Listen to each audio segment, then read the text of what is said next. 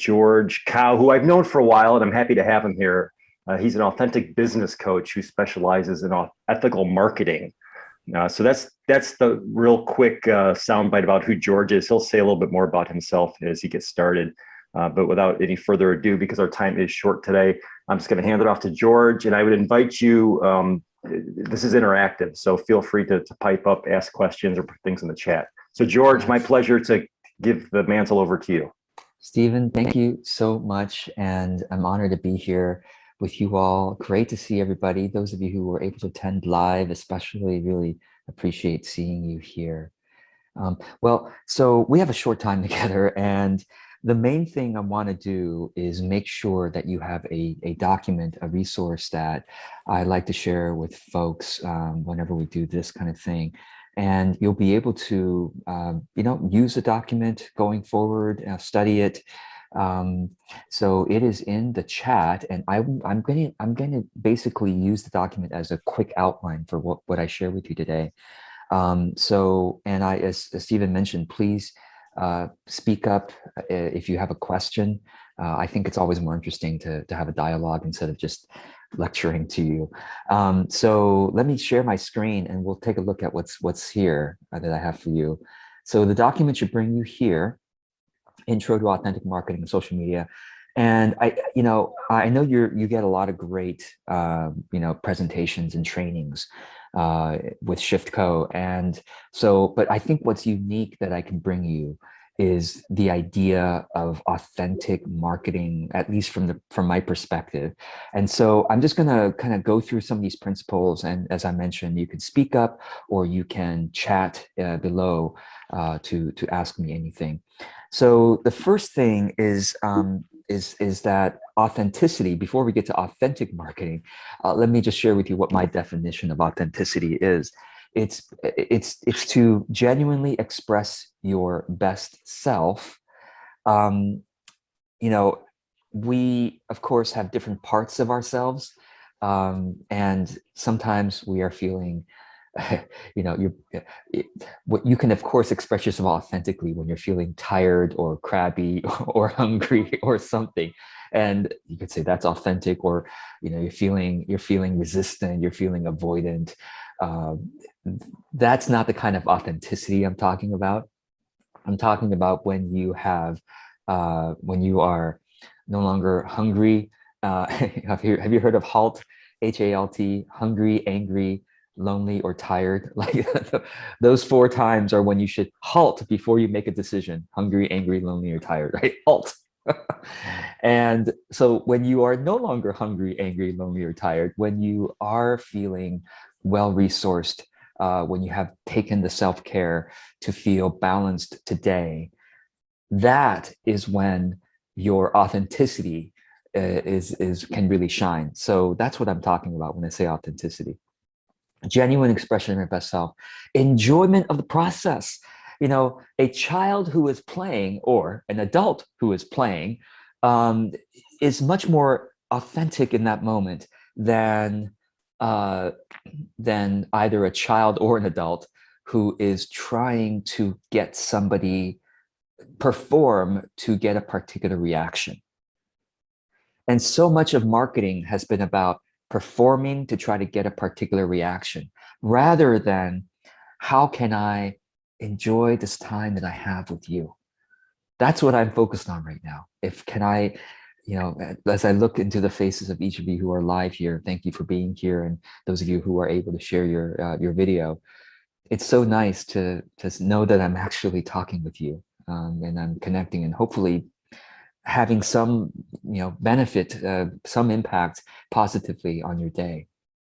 Heart-based service is very natural next part of it. So if I can come from my heart and say, may this be a true blessing to all of you who are watching this, no matter if we never are able to say another word to each other after this, I hope that this has been of service to you.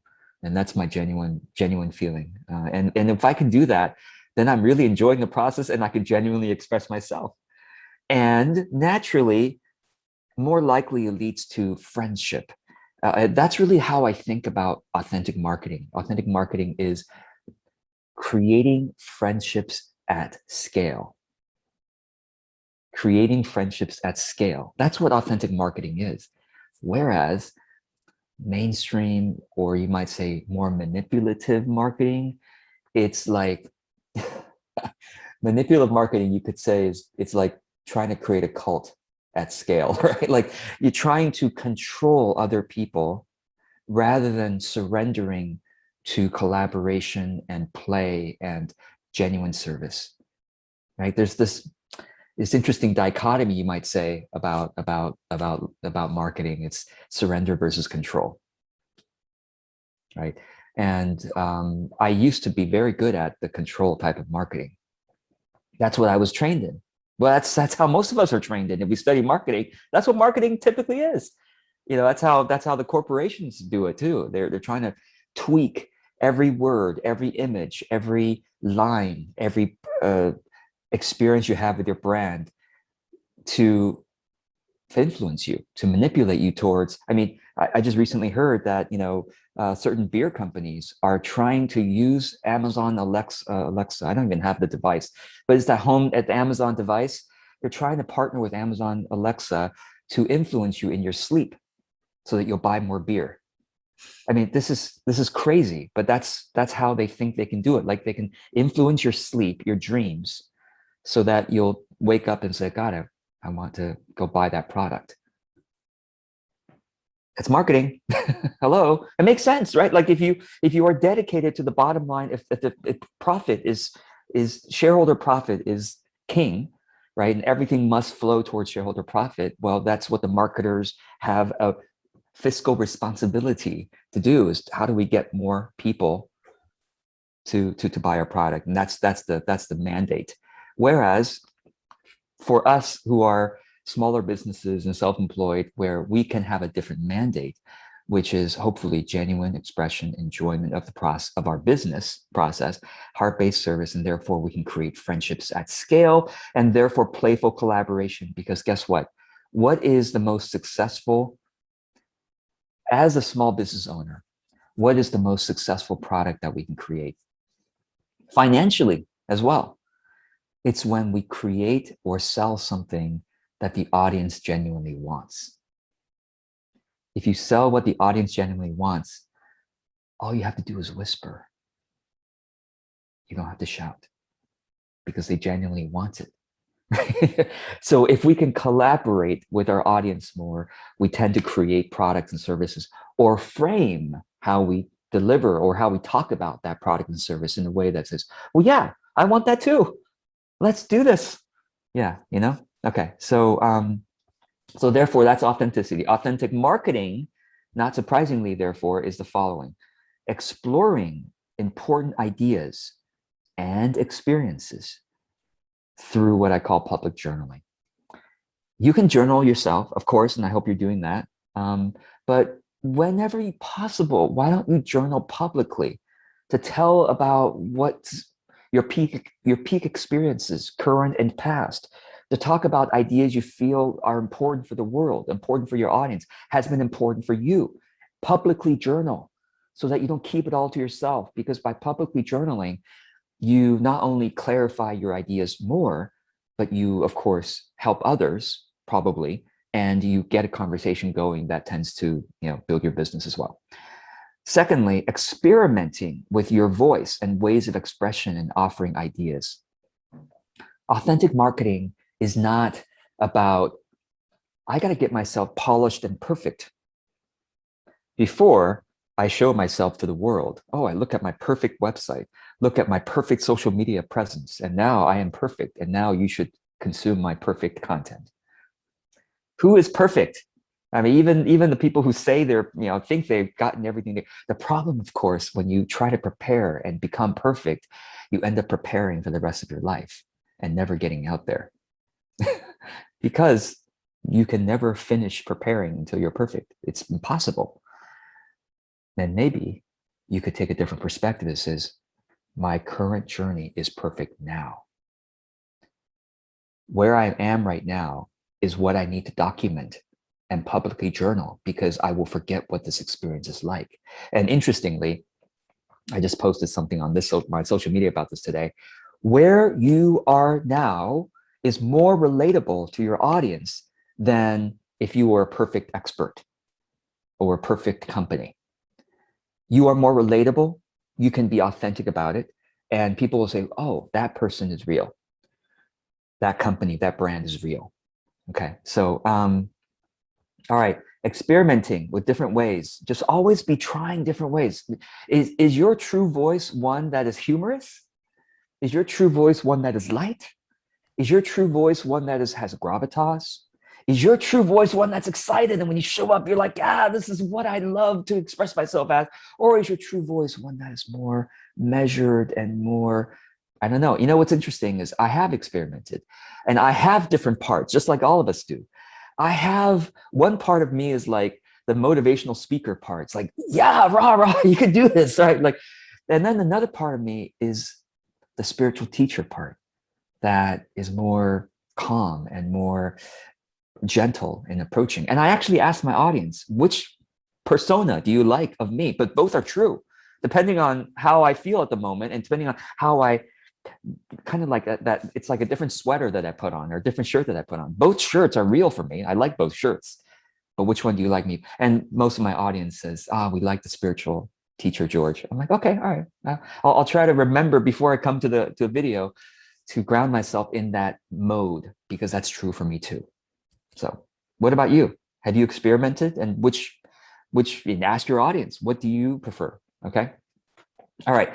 Serving your audience is also part of authentic marketing. And by serving your audience, I mean content as ministry. Content as ministry. What the heck does that mean? Versus, okay, this is the opposite idea. Content creation as a chore. Have you ever thought, yeah, I gotta, to be visible, I have to write blog posts, supposedly. I have to show up as a video. Maybe I have to make a podcast. I have to show up on social media. What a chore. Can someone do that for me? Because I just want people to know about me and then they'll work with me and then I could do the real work. The real work. What's your real work? Oh, the real work of serving clients or serving customers. That's my real work. This content stuff, the social media stuff, that's just outsourced. Someone else do it. Someone else do it. Writing ideas and sharing free content. Who has time? I just want to do the real work with clients. Can't someone know how brilliant and wonderful I am? Right? Can't someone know how visionary and how caring I am? Why doesn't the world just know that? I'm trying to help here. Well, guess what? So is everybody else. How will the world know that you are brilliant, insightful, caring, that you have experiences to share, that you have interesting ideas? So does everybody else, right? So, therefore, can we reframe content, writing blog posts for free? For free. Am I a dummy here writing blog posts for free? Why would I do this for free? Why would I make videos for free? Come on, George, I don't have time. Really? Okay. Well, how do people get to know you? Well, word of mouth, George, word of mouth. Sure, of course, word of mouth. Of course. You provide a good service. Of course, people are going to hear about you from your clients and your customers. That's obvious, but everybody has that. Everybody has that. That's not unique to you. Every good business has word of mouth. So what makes your visibility unique? Okay, well, all right. So if everybody has a level playing field of word of mouth, that's true for everybody, every business. Well, then what more can I do? Oh, content? But I don't want to do content. It's a chore. No, let's reframe it. Yes, you can, of course, look at blog writing and video making as a chore and as a necessary evil, right? Or you could say, instead of doing content as a means to an end, instead of doing it as a means to an end, I'm going to do content, free content, so that people can discover me and buy my thing or hire me. That's a means to an end strategy, which, as we all know, whenever we do something as a means to an end, it's hard to be authentic in that moment, isn't it? I'm doing this so that you will, right? What if we say, whenever we can reframe the activity as a worthwhile activity in and of itself, then we can bring our values to it. then we can really bring our heart into it.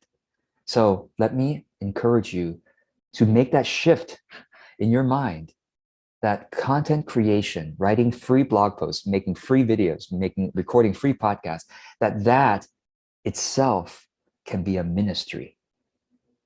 Because let's think about this. If you are successful in your marketing, what does that mean? That means you're gonna reach a lot of people, right? If you're successful in your marketing, you're going to reach a lot of people. Now, the more people you reach, do you think that everybody who you reach through your message is going to buy from you or hire you? George, I thought that was how it's supposed to work. Let me tell you, well, my experience from 12 years of full-time marketing. The more successful you are at marketing, the lower your conversion rate should be. Wow, that's an interesting thought. Let's walk that through again. The more successful your marketing is, the lower your conversion rate should be. What's a conversion rate? Conversion rate is out of every 100 people that your message reaches, how many ends up buying from you?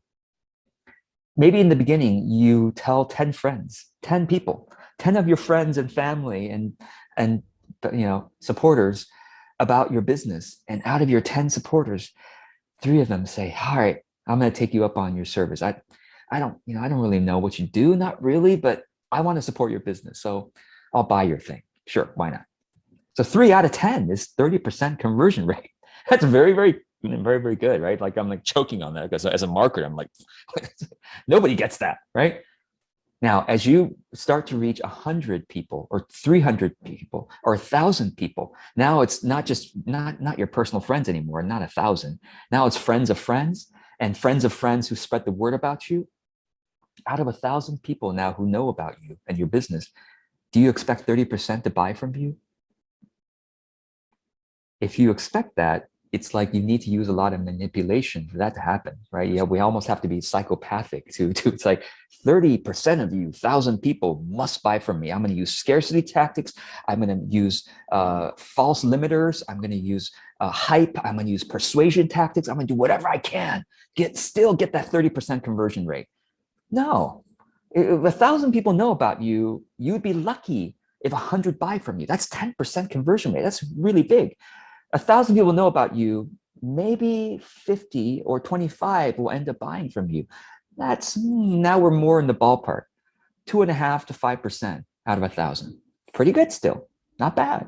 Now that 100,000 people know about you, your marketing is that successful. 100,000 people know about you. Do you still expect 2.5 to 5% conversion? Of course not. Just statistics.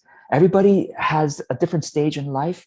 Maybe I still might be the right customer for you, but right now it just doesn't happen to be the right timing. But if you keep showing up generously and honestly, it might be the right timing 3 years from now for me to buy from you. So you can't expect you see what I mean?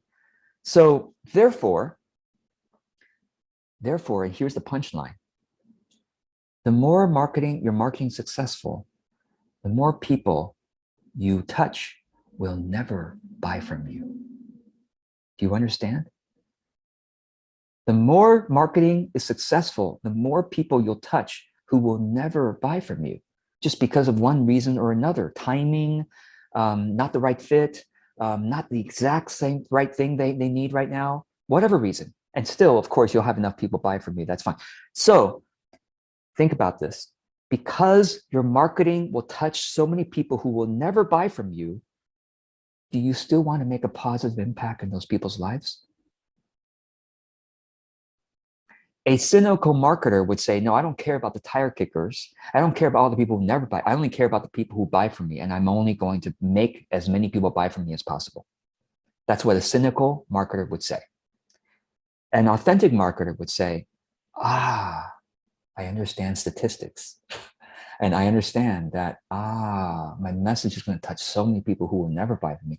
By the way, a bunch of you here, maybe none of you here will ever buy from me, George Kao. And I'm okay with that, because Stephen is a friend. And I said, let me show up and just give my best in the half hour that we got together. Maybe one of you decides 3-5 years from now, maybe I'll try George, but I don't care, right? So it's like content as ministry. How can we put stuff out there with a genuine intention to make a positive difference in people's lives, knowing that most will never buy from us, but we still want to make a positive difference. And guess what? When you have that genuine intention, of course, good word of mouth will spread about you. Of course, you will build tons and tons of goodwill, which leads to good word of mouth, etc. Okay, so it makes sense. Is this shifting your mindset about marketing? Do you have any questions before we go on, and anything else? Yeah. Okay. I'll ask something. Sure. Yeah, go ahead. Yeah. Hey, George, Roger. thanks for everything. It's Hi. inspiring me. My question is, I do see authentic marketers, people that are doing really good heart-based spiritual work.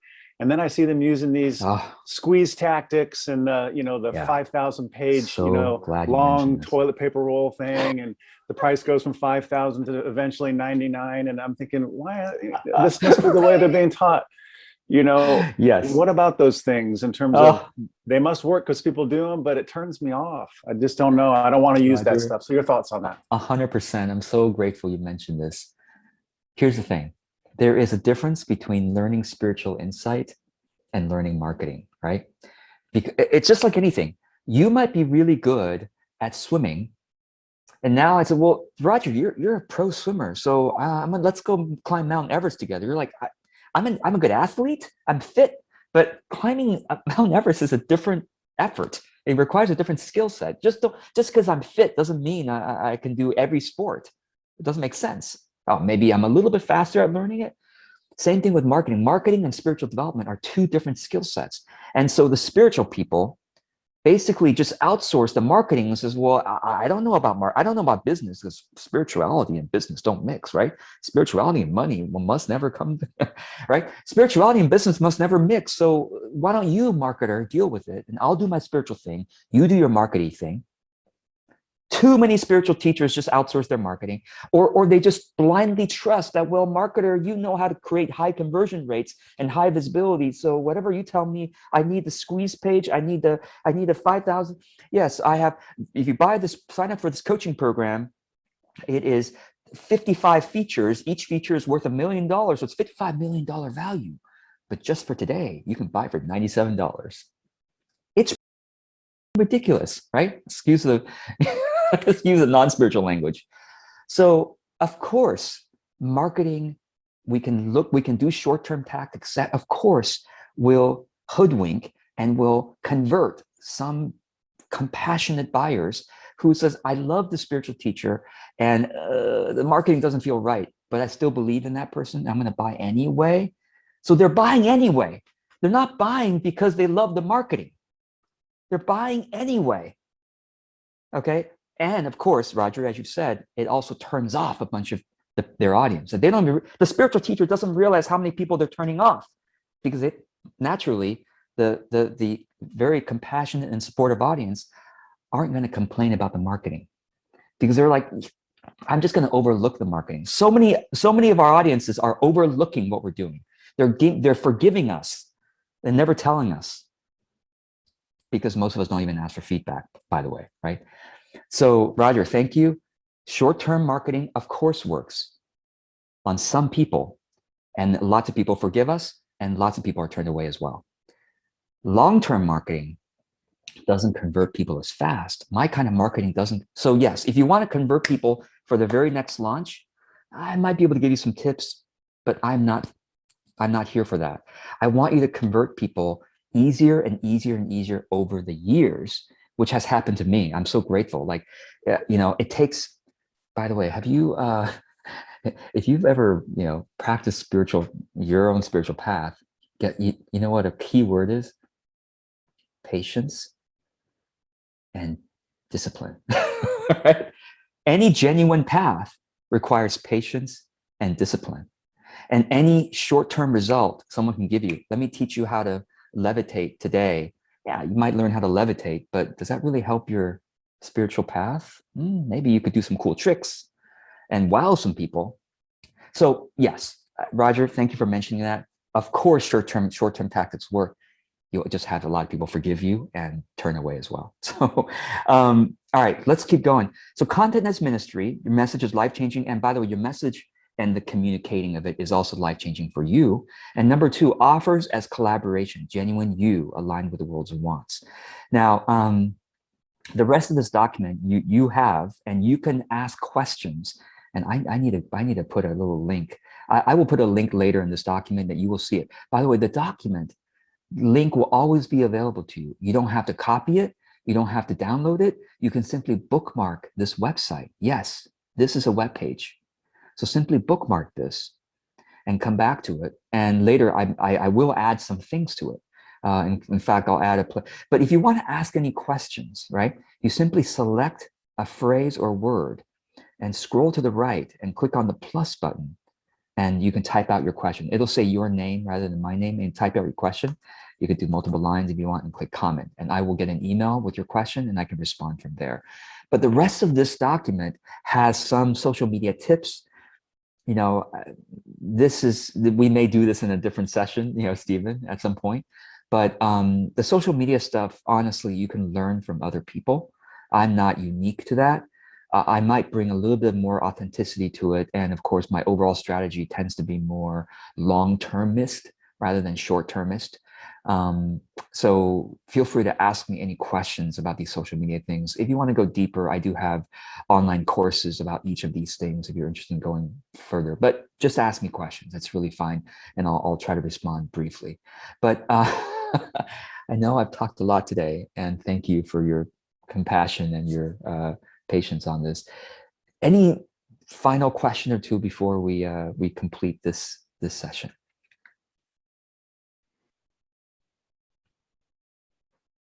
Yeah, Bill, right on. It starts with purpose. What do you hope to accomplish in the long term? You know, and as I've said, if you are willing to just practice a little bit of patience, knowing that as you show up in this kind of way, you will get more and more and more goodwill. It's like you build up this goodwill. Well, it's like, you know, time in the market is better than timing the market. Yeah, it's a little investing tip. Same idea. My God, things are going to get easier and easier for you. And over the months and over the years, you find out, oh my God, I barely have to lift a finger and people are buying from me left and right. And that's become true, more and more true for me. In the short term, if those of you who say, well, I need a client tomorrow, George, the best authentic short-term marketing tip I have for you is this. People rarely directly connect. People rarely directly connect. So the best short-term marketing thing is to reach out personally to the people who are supporters of you and say, hey, I just want to let you know that I have some openings in my clientele. These are the kinds of people I love helping. I love helping people with this. In case you know anybody who could be served by this, I'd be glad to take good care of them. Be happy to talk with them, see if it's the right fit, or just see if I can provide any resources to them. That just wanted to touch base and let you know. You can send a direct message like that. And then my question is, how many can you send it to? At least 10, hopefully more like 50. And that's by doing so, few service providers. So I have bought from so many service providers and companies over time, and I can't tell, I mean, I can count, you know, percentage wise, it's less than 1% who send me that kind of message once a year, right? Let alone ever. People rarely directly connect. People are so bad at follow-up, and it's just so bad at connecting at all. So that's my short-term marketing tip. You can get clients tomorrow by doing this.